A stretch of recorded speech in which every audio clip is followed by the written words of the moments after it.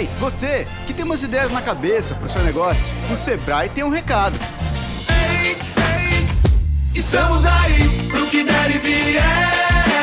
Ei, ei, Estamos aí. pro que der e vier. Estamos aí pelo site, pelo app, pelo zap, pelo 0800 e estamos aí também pessoalmente. Sempre que quiser trocar umas ideias sobre o seu negócio, conte com a gente. Precisou? Estamos aí pro que der e vier. Sebrae. Olá, seja muito bem-vinda, seja muito bem-vindo.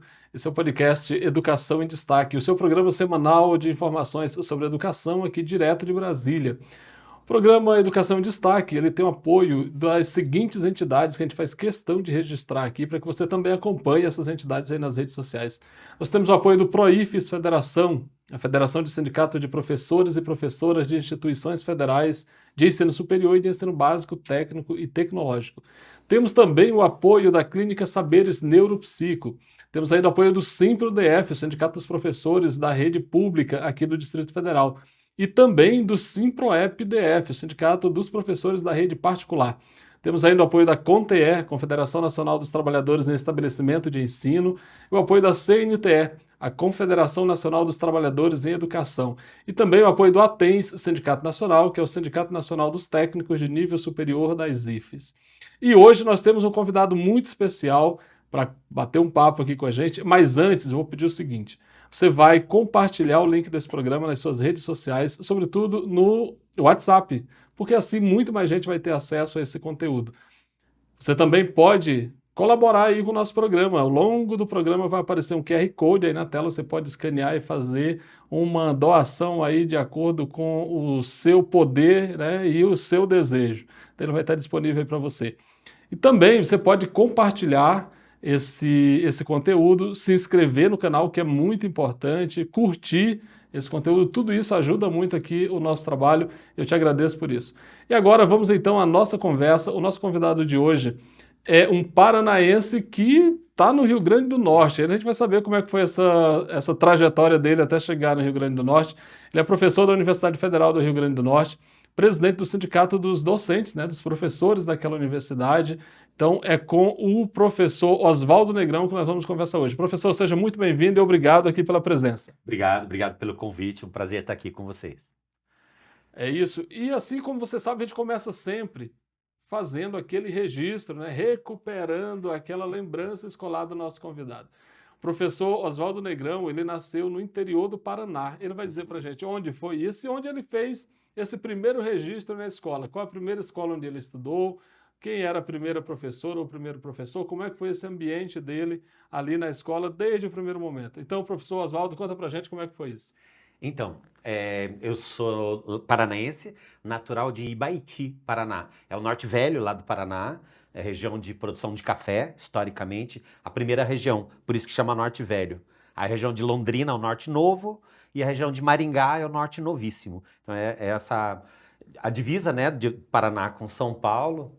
Mas nasci lá, com 2 anos eu fui para Curitiba, então o primeiro e segundo ano do ensino fundamental eu fiz na capital e depois no terceiro ano do primário eu fui para o interior, aí eu voltei para as origens.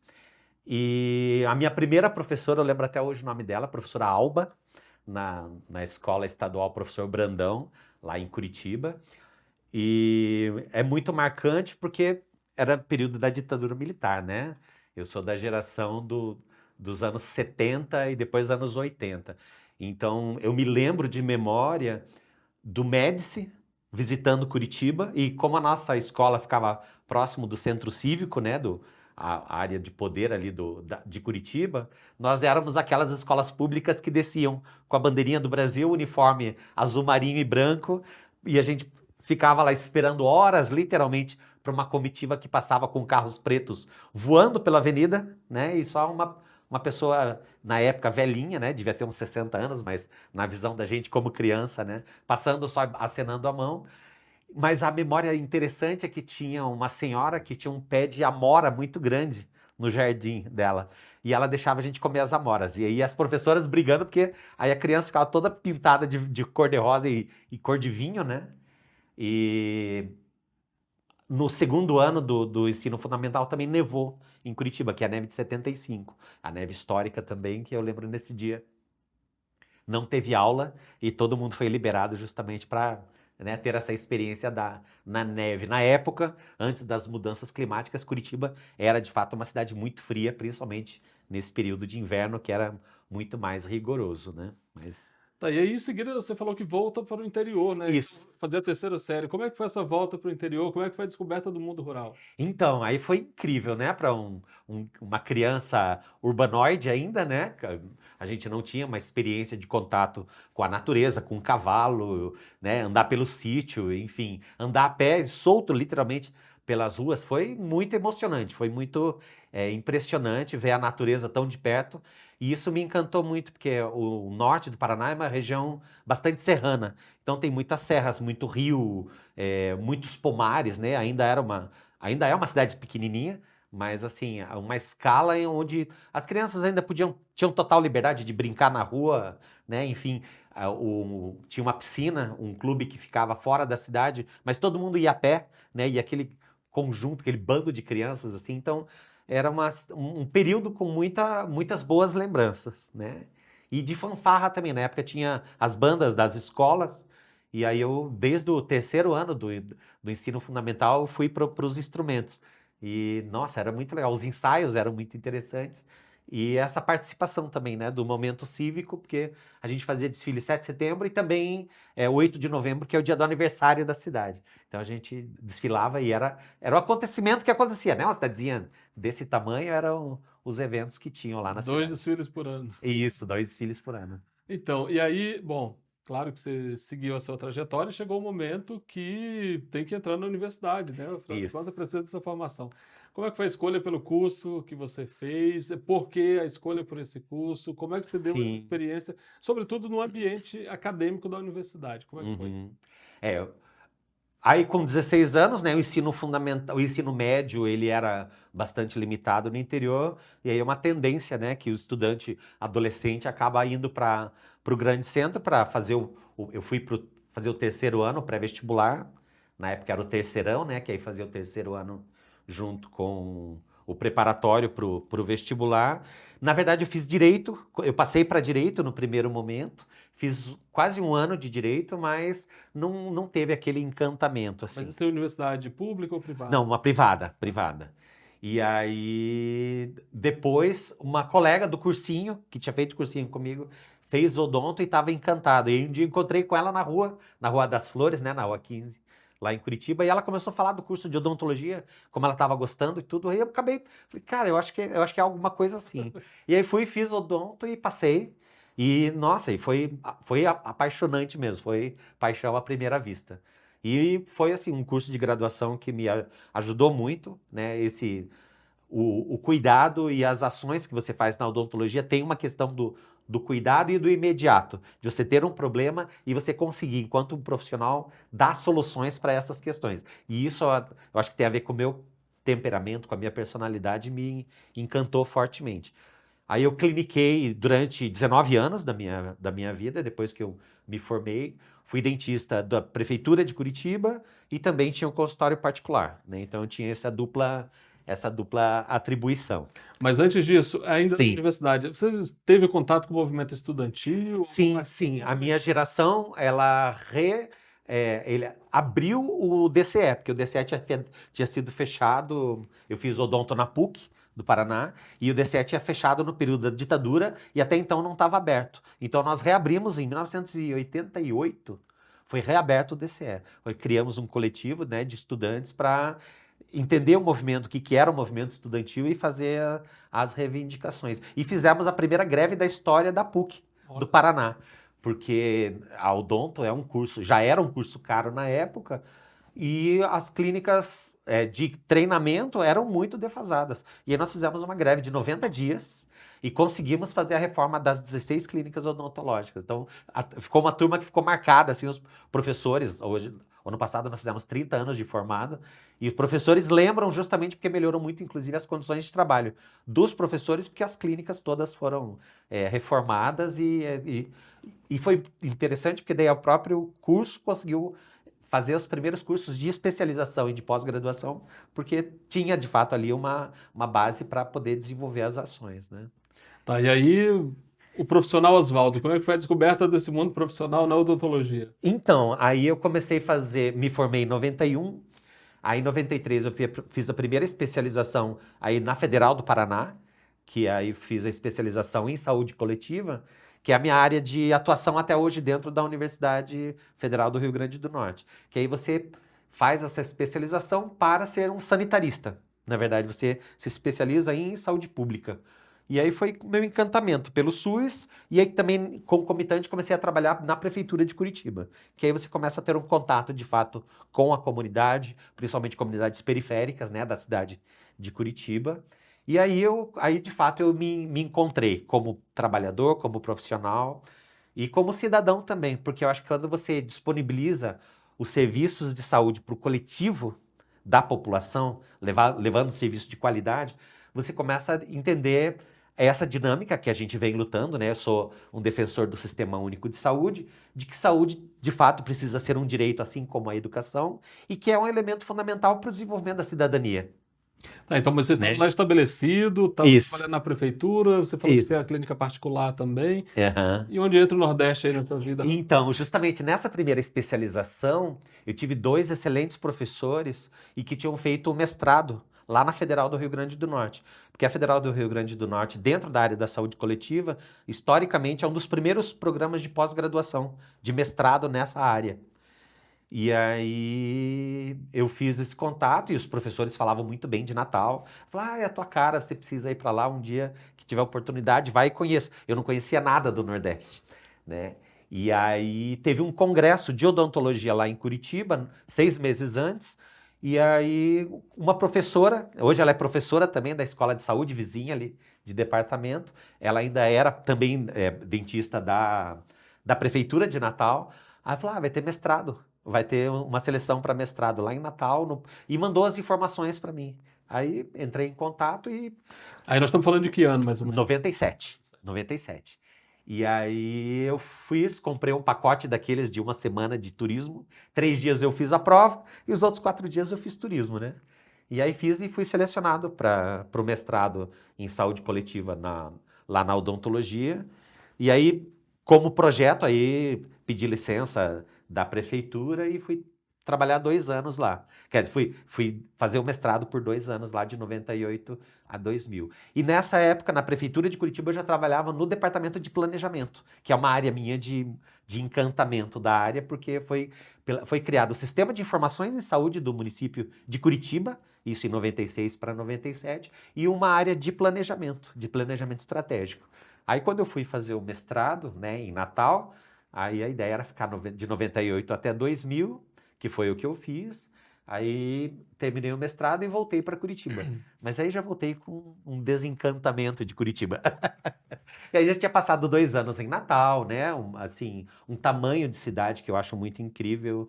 Uma capital que é litorânea, né? Com praias muito boas. E aí, enfim, já voltei, mas com um desejo de pensar numa estratégia de voltar a morar no Nordeste. Eu brincava na época que de Salvador para cima eu negociava. Qualquer oportunidade de emprego que aparecesse, eu ia dar um jeito.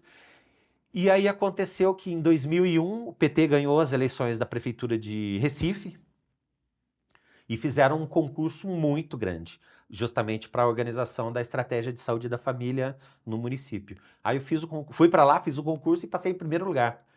Né, eram 880 candidatos da Odonto e eu passei em primeiro lugar. E aí foi muito legal, porque aí eu tive uma oportunidade de construir a política municipal, porque o modelo que o João Paulo, o prefeito da época, estabeleceu, assim, foi vanguarda. Para você ter uma ideia, o SAMU é uma política municipal da cidade de Recife, que depois, no primeiro governo Lula, foi transportado para lá. Que é um pernambucano. Isso, Humberto Costa, isso. Ele era o secretário municipal de saúde. Então, assim, ele discutiu com os profissionais que tinham entrado nesse concurso, a partir das conferências municipais de saúde, plano municipal e planejamento participativo, de fato. O secretário de Finanças ia para a conferência e ele falava assim, na época, tenho 350 mil reais, né? Que era muito, muito dinheiro na época, isso a gente está falando de 2001 para 2002, eu tenho isso de orçamento para a saúde. Onde é que nós vamos implementar esse recurso? E discutimos concretamente. Então, assim, criamos o Serviço Odontológico 24 horas de urgência e emergência em 6 regiões da cidade de Recife, que não tinha. O SAMU foi criado. A Academia da Cidade, né, que é uma articulação de academias das praças, mas com a supervisão dos profissionais de saúde para você pensar em ações de prevenção, né, das doenças crônico-degenerativas, hipertensão, diabetes, sedentarismo, né? E também os CAPs, né, que é o Centro de Apoio Psicossocial, com a política também de desinstitucionalização de pessoas que estavam, né, nos antigos manicômios, que agora a gente vê o retrocesso dentro do governo Bolsonaro. Então, assim, foi uma experiência, eu digo, de profissão e de vida ter ido morar em Recife, e aí eu fiquei lá até 2009. De 2001 até 2009 fiquei em Recife, trabalhei no município até 2007 e depois eu fui trabalhar no governo do estado, no Eduardo Campos. Eu acabei começando a dar aula na pós-graduação. Minha experiência como docente começou nas especializações, que aí perceberam que eu tinha um potencial para trabalhar com atenção primária em saúde. E como eu tinha era mestre na época, né, quase 25 anos atrás, ser mestre era uma titulação ainda não tão comum. E aí eu comecei a dar aula na pós-graduação em saúde pública. E aí isso começou a me encantar, porque eu achei interessante essa experiência, né? Principalmente atrelando a realidade, né? Que era o fazer a saúde com formar novos profissionais. Então, 9 anos ali no Recife, você faz essa experiência da gestão na prefeitura. Isso. Consegue entrar no governo do estado. Isso. Leciona nas pós-graduações. Isso. Você mudou completamente de vida, não só de território. Exatamente. Isso que eu digo que... Uma questão muito importante, tipo, Recife tem uma ebulição de organização democrática do extremo da periferia. Tipo, eu fui trabalhar numa comunidade que chama Chão de Estrelas. Eu escolhi o nome pelo nome poético, né? Pelo tom da própria organização da comunidade. A comunidade se auto-intitulou. Porque teve uma grande enchente em 75, lá em Recife, e era uma propriedade rural. E muitas casas e muitas palafitas foram levadas pelo rio Beberibe, que é bem a divisa de Olinda com Recife.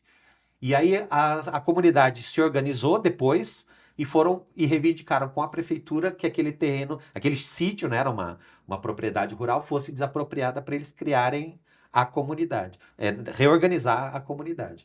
E conseguiram a desapropriação, só que era um coqueiral. Aí quando eles faziam as reuniões, o sol refletia e o chão ficava cheio de réstias de luz. Aí daí veio o nome Chão de Estrelas. Muito bonito isso. Muito lindo. Aí assim, a comunidade tinha creche comunitária, padaria comunitária, rádio comunitária, e a unidade básica de saúde foi construída pelas mulheres da comunidade.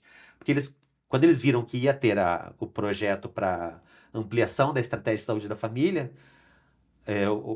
na negociação com o prefeito, eu falei, eu tenho como contratar o pessoal, mas eu não tenho nesse momento recurso de financiamento para a obra.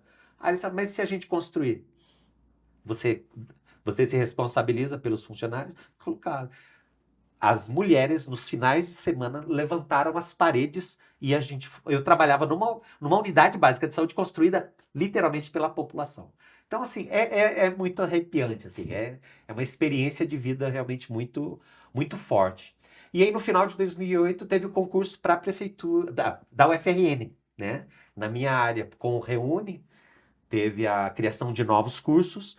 E aí, o que eu fiz, né, enquanto o meu período de formação, o sanitarista, era uma especialização no campo da saúde. Então, o sanitarista da minha geração, ele é o enfermeiro, é médico, é dentista, é nutricionista, é farmacêutico, assistente social, enfim. Qualquer uma das áreas da formação do campo da saúde, onde você fazia depois uma especialização.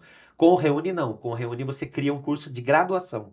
Então, já na graduação, você tem hoje a formação dos sanitaristas, que são os estudantes pelos quais hoje eu ministro as aulas, né? Tá, nós estamos falando aí de 2008. Aí você presta esse concurso para a Universidade Federal do Rio Grande do Norte. Aí desde 2009 eu tô em Natal. Mas aí foi para Natal, foi para o interior? Como é que foi? Não, para Natal, para a capital mesmo. Foi criado esse curso dentro do Departamento de Saúde Coletiva, que é um curso que originalmente um departamento da medicina, do curso de medicina, mas hoje a gente dá aula para medicina, mas também tem um curso próprio de saúde coletiva. Trocar Recife por Natal, como é que foi? Ah, foi bom e foi ruim.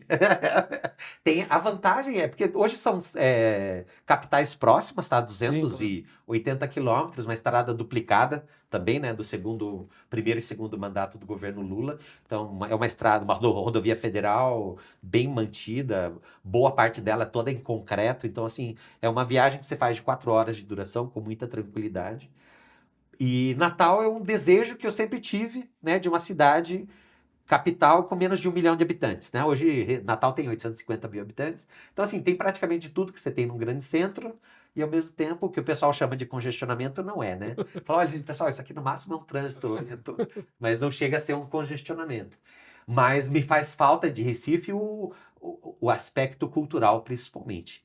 E do acolhimento também. Eu digo que Recife, as pessoas falam, quando falam assim, vai tomar um cafezinho lá em casa, de fato ele está ali convidando. Fala, bora almoçar lá em casa? Ele de fato está ali convidando. E eu fiz assim, uma carreira profissional sem conhecer literalmente ninguém. Eu não conhecia ninguém de Recife, literalmente. E consegui, né, com os espaços, tanto na prefeitura quanto no governo do estado, por pessoas entenderem o meu processo de trabalho. Então, assim, uma oportunidade que poucos espaços em outras regiões e outras capitais você consegue. Né? Mas houve uma identificação, né?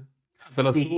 tua disposição de Sim. se inserir naquele território, Isso. ver aquelas pessoas, conviver com elas. Tem que ter um querer aí, né? É um desejo muito interessante, que eu acho que o fazer a saúde é isso, né? Eu digo isso muito para os meus estudantes hoje, né? Que futuros profissionais de saúde. O profissional de saúde, ele é, por essência, também um educador. Sim. Tá interposto, porque por mais que você tenha competências e habilidades, né? Eu dou aula para medicina, para odonto e para enfermagem. E eu digo muito, vocês vão estar lá na ponta, mas por mais que você tenha competências e habilidades de identificar e fazer o diagnóstico clínico exato e correto, por exemplo, de hipertensão e de diabetes, mas se você não tiver a didática para trabalhar com essas questões, não vai valer muita coisa, porque não é só a medicação. São questões comportamentais que vão levar as pessoas, principalmente às doenças crônico-degenerativas. E você fazer modificação de comportamento e de atitude depende dessa relação interpessoal, né? De uma relação dialógica onde a sua informação esteja adequada à realidade daquele público, daquela pessoa e daquela família que você está atendendo. Né? Em certa medida envolve um afeto aí, né? Você Tem que ter. Então, assim, nós precisamos pensar numa relação humanizada dessa troca profissional-paciente. Porque é uma via de duas mãos. Não adianta, né? Não tem como. Não são só as informações e não são só os exames de alta complexidade que vão dar o diagnóstico, né? A gente precisa desse cuidado e numa linha do tempo, né? Por isso que a gente precisa do vínculo. Quando você estabelece um vínculo de confiança, a pessoa vai voltar para você naturalmente. Né? Então, se disponibilize olho no olho, né? Uma coisa que eu sempre falo, estabeleça a relação, porque principalmente a nova geração, né? Com o computador, o celular, o computador dentro da sala de aula e também dentro do consultório. Né? Se você não,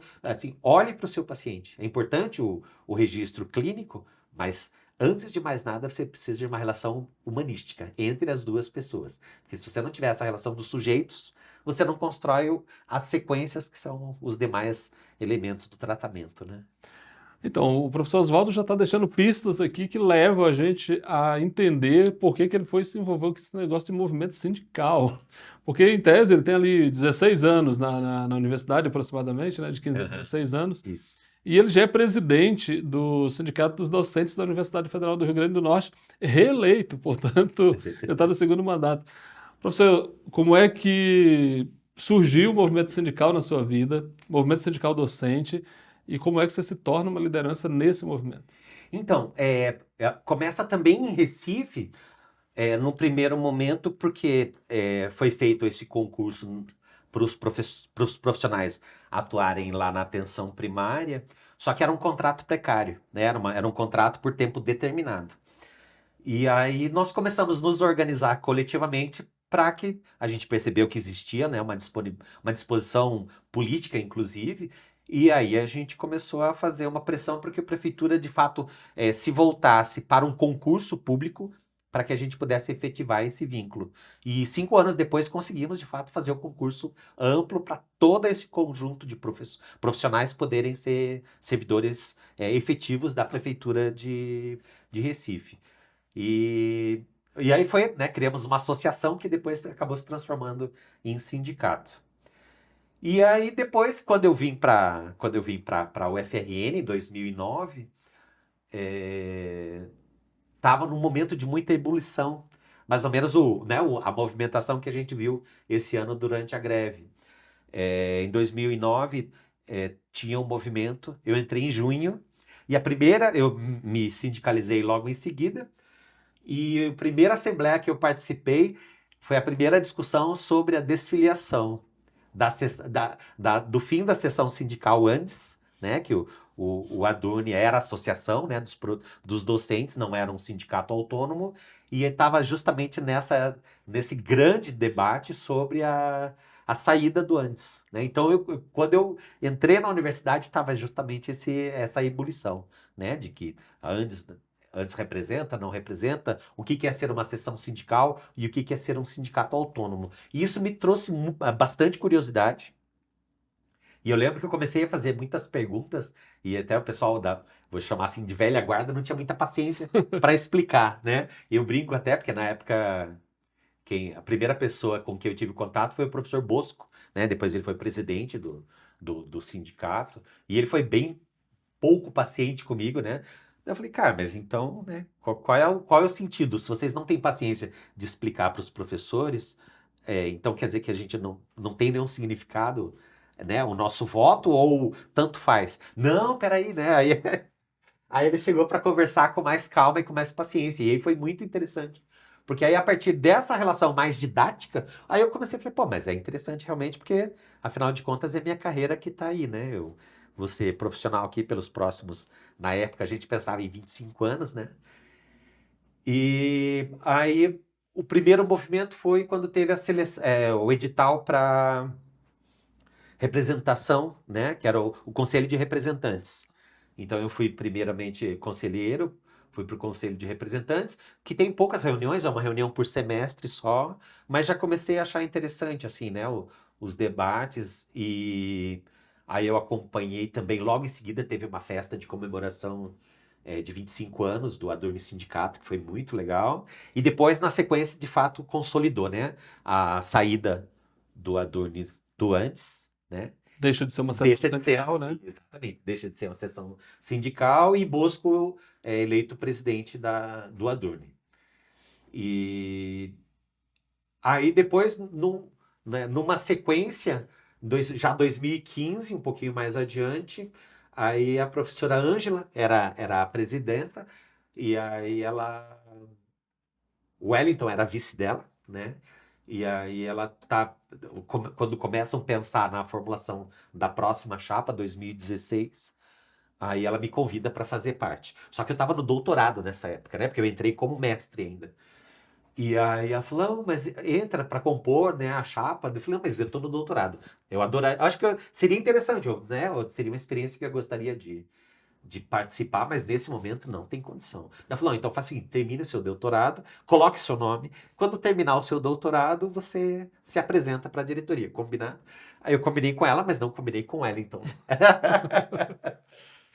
E aí, foi assim o primeiro mandato do Wellington, então na verdade eu só cheguei no último ano do mandato dele, né, e ele tem inclusive um ranço muito grande dessa diretoria, porque ele reclama que ele ficou muito só. E, de fato, ficou, né, realmente. Teve um diretor que faleceu, o professor Rosenberg, que era muito... Gutenberg, e era muito atuante, parceiro dele, que acabou tendo um ataque cardíaco, assim, fulminante. Uma outra professora também se afastou, enfim, e ele ficou bastante solitário. E aí, eu, de fato, me aproximei nesse último ano, quando ele já estava compondo a chapa do segundo mandato dele. Que foi daí que eu comecei, de fato, a trabalhar de forma mais participativa mesmo, como diretor de assuntos sindicais lá do Adurni. E aí, né, fomos eleitos, e na composição do CD, né, das pessoas que vinham para a representação do CD, ele tinha colocado o nome do Bosco, né, do professor Bosco e do Alex Galeno. Só que os dois não faziam, nenhum dos dois fazia parte da diretoria. Aí eu fiz um questionamento para ele, falei, mas olha, né, respeitando logicamente que eu sei que o professor Alex Galeno e o Bosco têm muito mais competências e habilidades do que nós que estamos chegando agora, mas se nós não participarmos desse processo, em que momento, em que dia, quando é que nós vamos ficar pronto algum dia para poder, se estava no discurso a questão de sucessão e de renovação, né? E aí ele foi convencido. Aí eu comecei a participar mais aproximadamente das reuniões de CD, né? A primeira vez que eu vim para a reunião do CD aqui em Brasília. E a professora Gilca também, né? Estava já na diretoria há bastante tempo. Ela está já desde esse período de transição, né? Professor, só fazer um Sim, corte aqui para claro. explicar, porque o professor está falando no CD, Sim. e você que nos acompanha aí, ó, Verdade. o CD é o conselho deliberativo que o Proifes Federação tem, onde os representantes de sindicatos formam ali uma espécie de senado. Exato. E o conselho deliberativo, no caso da federação, é a instância máxima de decisão da federação. Então é disso que ele está falando, quer dizer, tinha lá o sindicato, a Adurne, havia indicado 2 nomes, ele questionou, mas por que esses e a gente que está chegando ainda não participa? Isso. E aí foi ouvido na sua reclamação, o que é bom, e aí passa a compor, então, esse Conselho Deliberativo da Federação, o que, no caso, para o sindicato de base, acaba que é uma escola mesmo, formativa. Então, era só para fazer esse recorte para você que está nos acompanhando aí. Valeu, ótima lembrança, exatamente. E aí, na sequência, Brandão foi eleito, né, o presidente, e o Wellington me convidou para assumir a secretaria, né, no primeiro mandato do Brandão. Então, aí eu fui para dentro da direção, né, do Proifes Federação e fiquei lá nesses 3 anos com o Brandão, trabalhando como primeiro secretário. Então, aí vem, né, a experiência Proifes Federação e também, na sequência, o Wellington, né, fez essa articulação na sucessão dele para que eu fosse lançado como candidato a presidente. E aí, no meio disso, veio toda a pandemia ainda, né? Veio o golpe, né? O período que eu comecei justamente foi o golpe da presidenta Dilma Rousseff, os 2 anos do governo Temer, né? E depois, na sequência, governo Bolsonaro. E né? pandemia. E pandemia. Né? Então, tomei posse do primeiro mandato ainda remotamente, né? Eu lembro que tinha acabado de ser disponibilizado os testes rápidos, que foi a possibilidade de a gente entrar no estúdio, né? Todos nós fomos fazendo testes. A enfermeira foi a primeira pessoa que entrou no estúdio, ela mesma se auto-aplicou o teste, deu ok, aí foi entrando, aí entrou o cinegrafista, entrou a direção, entrou a nossa jornalista e eu entrei por último. Enfim, todo mundo testado. Foi o primeiro momento que a gente pôde se abraçar, depois de quase 1 ano, assim. E aí fizemos a transmissão ao vivo da minha posse, né? Porque é o que era possível naquele momento. Então, assim, tem um acúmulo de experiências, né? Foi mais ou menos, não foi nada tão programado assim, mas eu acho que tem essas possibilidades que a gente teve de uma boa renovação, né? Hoje eu fui reeleito agora durante a greve, né? Durante o período de greve, mas o Adurne Sindicato hoje nós conseguimos quase uma paridade de diretoras e de diretores. Nós temos 6 diretoras e 5 diretores, né? Uma professora a mais, e isso é bastante importante, bastante significativo, e uma grande renovação, né? Das gerações anteriores. Quem se mantém na diretoria é o professor Wellington, né? E a professora Gilca. E os demais todos são professores da minha geração ou mais novos. Né? Então tem uma grande renovação, tem uma característica também de uma boa representação de diretores do interior do estado, né? Porque a federal lá do Rio Grande do Norte, nós temos o campus central, mas também tem os campi Jundiaí, Santa Cruz, Currais Novos e Caicó, que são cidades do interior. E é muito importante a gente ter também essa capilaridade, né? Das ações e da representação dentro da própria diretoria. Né? Então, a gente está falando aqui do Adurne. Qual que é a máquina do Adurne hoje? São quantos professores filiados? Qual que é a base de vocês? Rio Grande do Norte tem mais de uma universidade federal, né? Tem. E aí vocês representam todas? Não. Como é que é essa representação? Pronto. A Federal do Rio Grande do Norte tem 4.000 quase 4.500 professores hoje na ativa, nós temos 53% de professores que são sindicalizados e nós temos professores da ativa e aposentados, né? Então nós temos uma boa representatividade dentro da nossa base e nós temos conseguido, inclusive, ampliar essa base. Essa é uma questão bastante importante. E nós temos também uma característica que é o FRN, né? Estão nesses municípios que seguem em direção ao oeste, mas Mossoró, que é a segunda maior cidade do estado, lá tem a Federal Rural do Semiárido, o FERSA, né? Mas lá eles são base do Sinasef. Tá. Eles não são Proifes nem antes, são Sinasef, né? E tem os IFs também pelo interior do estado, né? Tem 19 IFs e com mais 4, que é essa ampliação que está sendo proposta pelo governo federal. Mas filiados, então, à Durne, aproximadamente ali uns 2.000. 2.000, isso. Professores, tá. Exatamente. Professor, no seu primeiro mandato, você tomou posse ainda num ambiente pandêmico e imagino que não foi fácil, porque não foi fácil para ninguém. Né? Mas esse ano, assumindo aí o segundo mandato, você pega uma greve. Isso. E essa greve também não foi fácil de lidar, né? Nada Eu fácil. gostaria que você falasse um pouco para a gente como é que foi lidar com essa greve em 2024, terceiro governo do presidente Lula, que você fez referências ali atrás. Como é que foi isso para vocês? Foi muito desafiador, foi bastante difícil.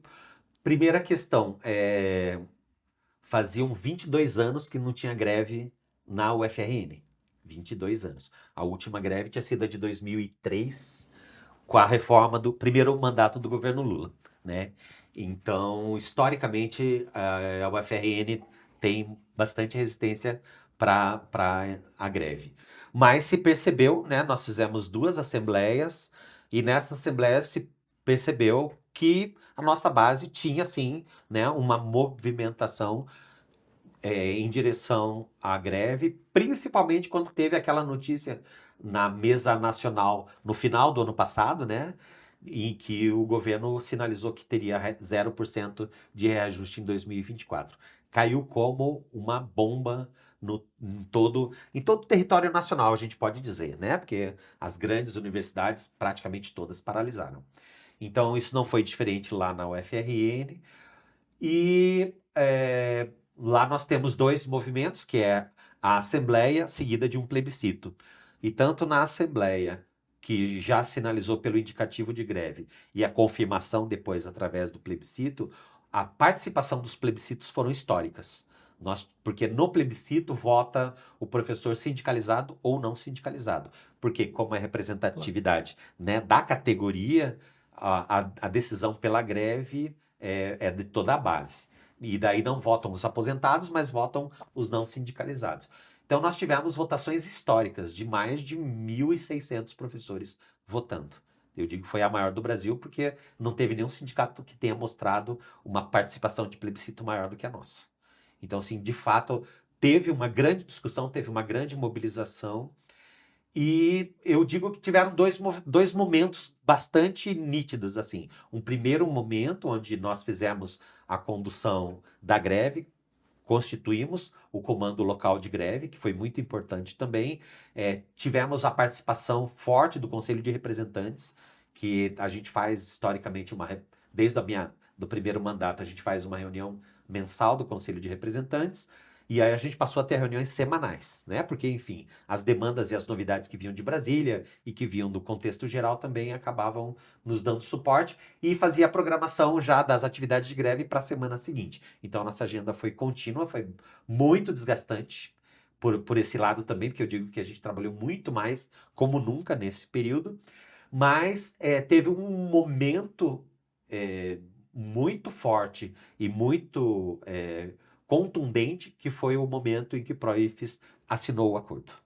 Então teve o antes e teve o depois. E aí os ataques, a forma como os ataques foram sincronizados, né? Isso ficou bastante nítido, até porque a gente acompanhava outros sindicatos também, né, da base do Proifes, e a narrativa e a organização com que antes fazia, né, de ataques a nós, do Adurne, se repetia na do Figência, na PUB, em Santa Catarina, né? Enfim, ficou bastante nítido esses ataques sincronizados. Então, nisso, aí foi perdendo a qualidade do debate, né? E essa relação de proximidade que a gente tinha com o Conselho de Representantes e o próprio comando de greve também ficou bastante desgastado, porque aí criaram um comando de greve paralelo, né? Enfim, e desqualificando a própria diretoria, desqualificando o próprio comando de greve e as narrativas que daí, infelizmente, fake news, né, que a gente tanto criticou a extrema-direita, também começou a fazer parte desse debate dentro do movimento dos trabalhadores da educação, o que é muito, para mim, eu considero um grande prejuízo e um grande retrocesso, porque aí você não faz mais uma disputa de narrativas por uma questão de cérebro e sim de bile, né? Porque daí fica o nós contra eles, né? Enfim, e foi uma situação muito desgastante, física, emocionalmente e também da própria instituição, né? Porque os trabalhadores começaram a ser assediados, né? Os trabalhadores do sindicato, e a judicialização também, né? Porque aí, e no meio desse caldeirão, um processo eleitoral, né? Então, assim, estou respondendo na justiça por 2 processos, e aí isso traz um desgaste muito, muito ruim, né? E muito preocupante também, porque, por um lado, a gente vê uma sociedade que teve uma perda do valor do que é a docência e o que é a relação sindical, né? Considerando a reforma trabalhista, considerando o governo Bolsonaro, né? Que fez um ataque frontal às instituições de educação, e aí, ao mesmo tempo, a gente vê a esquerda lutando contra a própria esquerda, né? Que por mais é muito difícil, né? E de você ver discursos que são falaciosos mesmo, assim, é muito difícil. A vida do professor Oswaldo não tem sido fácil aí, pandemia, depois greve, e nesses termos que ele está colocando para a gente. Mas recentemente, há pelo menos 3 semanas, o professor participou de um evento, esse sim, muito relevante. Não que a greve não seja, enfim, mas é um evento muito importante. Foi um congresso internacional, né, mundial, que aconteceu na Argentina, chamado pela Internacional da Educação, e o professor Oswaldo estava lá, e ele vai falar para a gente o que ele sentiu ali daquele evento. Esse é um evento que ele foi importante porque tratou de questões que estão na ordem do dia. Por exemplo, a mercantilização da educação na América Latina e no mundo, a questão da inteligência artificial, como é que ela impacta na educação. Então, professor Oswaldo, eu gostaria que você falasse para a gente assim. Claro que não dá para relatar todo o evento, que foi de uma semana, né? Mas, enfim, trazer aqui algumas pinceladas para a gente do que foi esse encontro mundial da educação que aconteceu há 3 semanas na Argentina. Então, a primeira questão que eu destaco é o tamanho e a representatividade, né? Dos 178 países que compõem a OIT, tinham 150 representados lá, então muito, muito significativo. O tamanho das delegações, né? Eram 1.500 delegados do mundo inteiro, né? E pela primeira vez a língua portuguesa fez parte, né? Eram quatro línguas consideradas oficiais, né? O inglês, o francês, o espanhol e, pela primeira vez, a língua portuguesa. Então tinha tradução simultânea, apesar de ser um português de Portugal ainda, né? Mas já é um avanço, precisamos reconhecer. Teve o próprio encontro da CPLP, que é a Confederação dos Países de Língua Portuguesa, fazendo essa articulação dentro dos movimentos sindicais de trabalhadores da educação. É uma confederação que está engatinhando ainda, mas que também tem uma potência muito estratégica. E, ao mesmo tempo, os dilemas, né? Porque, assim, vieram relatórios globais e vieram relatórios regionais. Os globais, a gente está com uma crise, porque a gente já vem discutindo algumas questões aqui no Brasil sobre um futuro apagão, né? Do campo da formação de futuros profissionais. Mas a OIT fez um relatório 2023, que foi apresentado lá, já existe um déficit de 34 milhões de professores no mundo. Então é um problema para agora, não é um problema. Claro que alguns países estão com uma situação menos dramática, mas em outros a situação é absolutamente dramática. As relações de trabalho também, né, são muito preocupantes.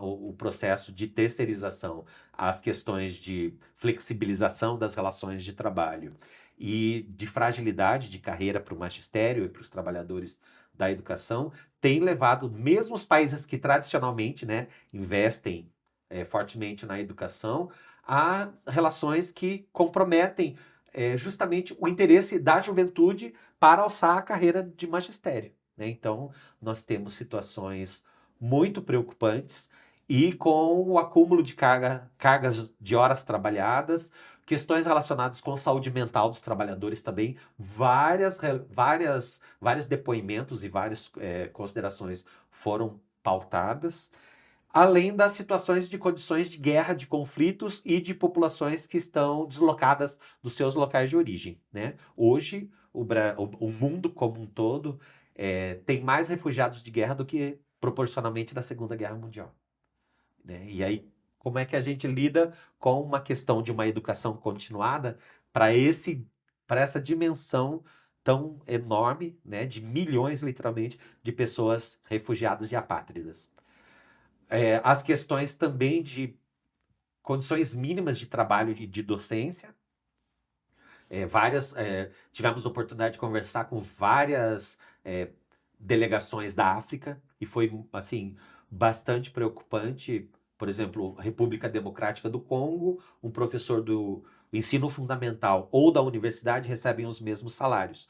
O que, se a gente pensar, seria um ideal, né? Eu entendo que um professor do ensino fundamental deveria ganhar o mesmo que um professor universitário. Porém, a questão é que lá o piso é totalmente achatado. Então, o professor do ensino fundamental ou o professor do ensino superior tem um salário início de carreira de $100. E no final da carreira é de $120. Então, assim, você passa 20 anos, 25 anos na docência, ganhando praticamente a mesma coisa e todos ganhando muito mal, em vez de todos ganharem muito bem, né? Seria interessante se a gente estivesse olhando de uma outra forma, de umas relações de trabalho dignas e condizentes com o processo, né, de formação continuada e de aperfeiçoamento que todo profissional da educação precisa, né? E também estratégias de perseguição para lideranças sindicais, prisão de lideranças sindicais e também mudanças de políticas públicas através de sindicatos fantasmas, né? Que tem sido uma narrativa também muito forte de vários países que trazem essas reformas que são feitas dentro da lei, só que através de ações de, né, enfim, de condensamento de estratégias políticas que estão longe do que seja o espaço democrático. Por outro, debate, que eram feitos debates temáticos por dia. Um outro foi sobre transição energética, que eu participei, que é a minha base de pesquisa hoje, que eu desenvolvo lá na universidade. Eu estou fazendo um estudo sobre a análise da transição energética, o impacto no campo da saúde. E aí eu fui para essa mesa ouvir as questões da transição energética e os impactos de meio ambiente, né? E aí os relatos são muito preocupantes também. Teve um relato de professores e de populações, principalmente na costa do Pacífico, em que eles falam também nitidamente, né? Essas discussões teóricas que o Ocidente faz sobre a mudança climática, nós já estamos vivendo, né? Porque países que têm o seu território, a base territorial, em ilhas, né? Quando o oceano sobe 2 centímetros, eles perdem 10% da extensão territorial. Então, assim, eles já estão com situações dramáticas acontecendo hoje, né? Os tufões, os ciclones, né? O depoimento de uma professora lá do Japão que teve o ciclone agora no começo do ano, são relatos mais ou menos na proporção que nós vivenciamos aqui no Brasil, no Rio Grande do Sul, né? Só que essas notícias vão e vêm, e como tem sido tantos eventos climáticos, né, que, por exemplo, agora no Rio Grande do Sul, a gente não discute mais, como se toda a infraestrutura que nós perdemos de escolas, creches, unidades básicas de saúde tivessem já sido resolvidas, né? Porque existe o drama e a tragédia do dia ou da semana que vai se sobrepondo, né? Então, temos essas questões e temos as discussões que são necessárias, né? Assim, e por outro lado, o desinteresse dos principais países que são os poluidores e que são os, de fato, causadores das mudanças, né? Vou citar o exemplo de um professor dos Estados Unidos que estava na primeira mesa, ele fez a exposição dele, o que ele apresentou foi uma atividade de educação para os estudantes de Chicago, terminou a apresentação dele, pegou o caderninho dele, colocou embaixo do braço e foi embora. Isso é um debate? Né? Quer dizer, eu vou lá, vou fazer a minha apresentação da minha tese e pronto, é o que me basta. Né? Então, assim, isso demonstra materialmente que o primeiro mundo continua com a agenda programática de desenvolvimento deles, né? E de um enriquecimento que a gente sabe que é trágico para o planeta como um todo e não tem nenhum interesse e nenhuma preocupação com a agenda que não fuja, né, dos interesses que são deles. E, por fim, a questão da própria organização da Internacional. Por quê? A representatividade não é por base populacional. A representatividade é por participação de cotas financeiras. Tá. Então, os Estados Unidos, ele tem 350 delegados. E aí todas as proposições e resoluções são democraticamente votadas. Só que se você pega a América Latina como um todo, nós temos 33, 34 delegados. 10%. Então, o Canadá tem outros quase 200 delegados. Então, se os Estados Unidos e Canadá fecham em bloco, todas as proposições deles são votadas e são aprovadas, né? Então, assim, é mais ou menos a mesma lógica da ONU, né? Mas para a gente é difícil entender que a educação siga um rito da financiarização da representatividade nesse formato, né? Assim, o espaço de fala, ele é facultado, mas o modelo de decisão, né, do espaço decisório, ele deixa muito a desejar, porque de fato não é democrático, ele é financeiro. Olha aí, ó, acho que essa fala do professor levanta questões muito, muito relevantes. Imagina um professor que vai lá e apresenta o seu trabalho e sequer se dá o trabalho de ouvir os outros colegas apresentarem. Isso também diz pra gente que educação é um assunto que tem que estar em pauta o tempo todo, por isso que a gente trata isso aqui como destaque e a gente quer continuar fazendo isso, inclusive trazendo o professor Oswaldo aqui em outras oportunidades para a gente aprofundar essas discussões. Estamos caminhando aqui para o final da nossa conversa, que eu espero que você tenha gostado. Eu estou gostando muito, aprendi bastante, espero que você também.